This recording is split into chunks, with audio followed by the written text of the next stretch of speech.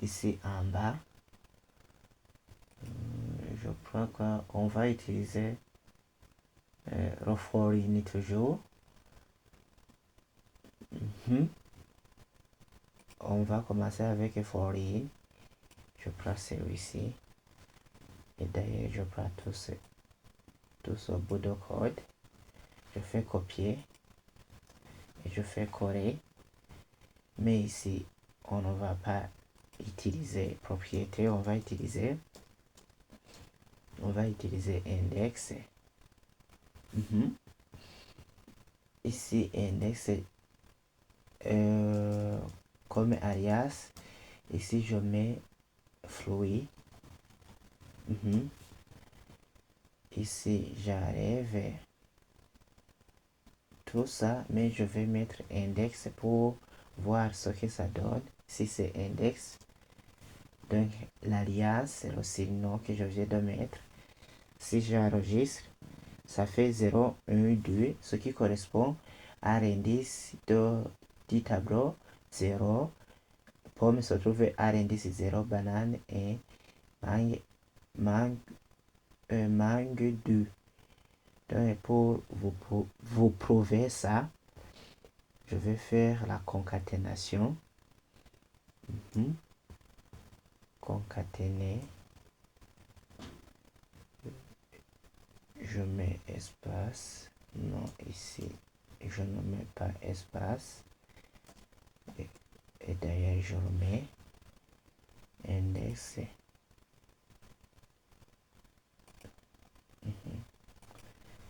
Et je vais concaténer alors le tableau qui s'appelle fruit. Et c'est valeur, c'est index. Si j'enregistre, je trouve quoi? 0. Pomme a comme indice 0, banane et mangue 2. Ce qui correspond au résultat attendu. Et on va utiliser aussi, après ça, on peut utiliser le for of. For of. Je mets CTRL V. Ici, on va utiliser for of. Et je donne comme nom d'alias, c'est fluid. Mais ici, ce n'est pas for in, c'est for off. Et si je change, je mets fluid. Et ici, j'arrive tout ça, je mets l'alliance fluid sans S. Je mets fluid sans S. Si j'enregistre, je trouve quoi? Pomme, banane, mangue. For off a parcouru les différentes valeurs du tableau pomme, banane, mangue. Ce qui est très différent avec for in qui permet de parcourir les index ou bien les propriétés. For in affiche les index et valeurs, alors que for off affiche directement les valeurs. Aussi, on peut parcourir une chaîne de caractères. Si je vais parcourir une chaîne de caractères,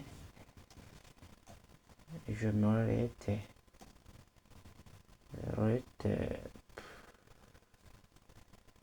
chaîne égale code.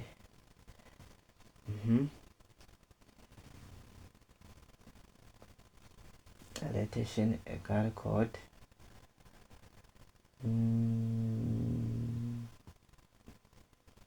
On va utiliser for off.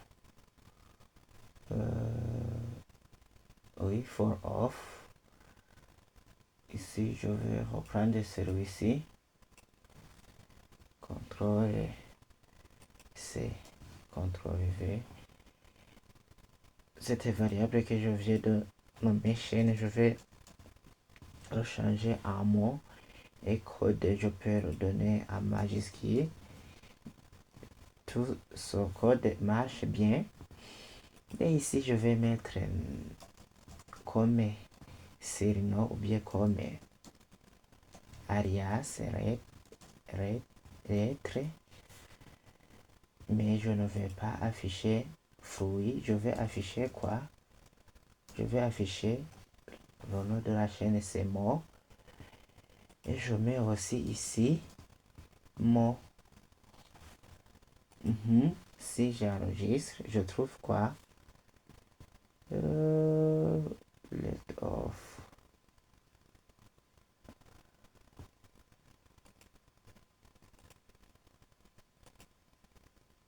Code.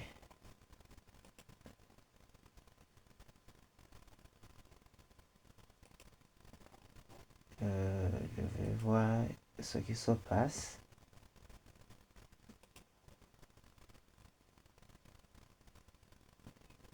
Let from.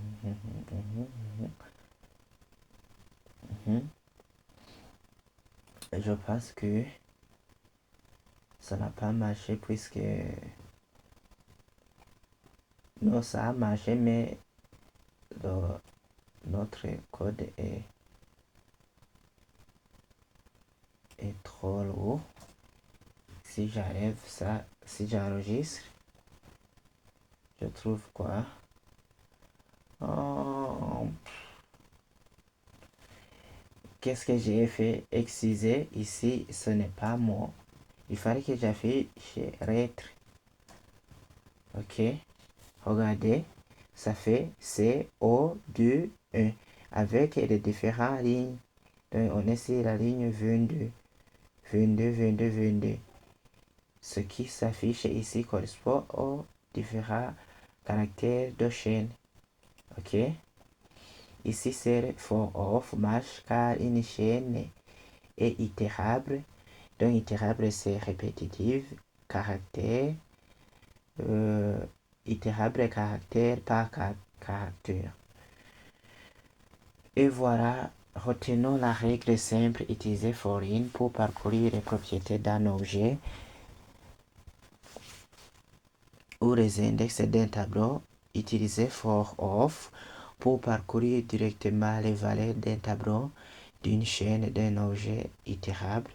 Avec ça, tu ne confondras plus jamais ces deux boucles en JavaScript. On se retrouve dans la prochaine vidéo pour aller encore plus loin.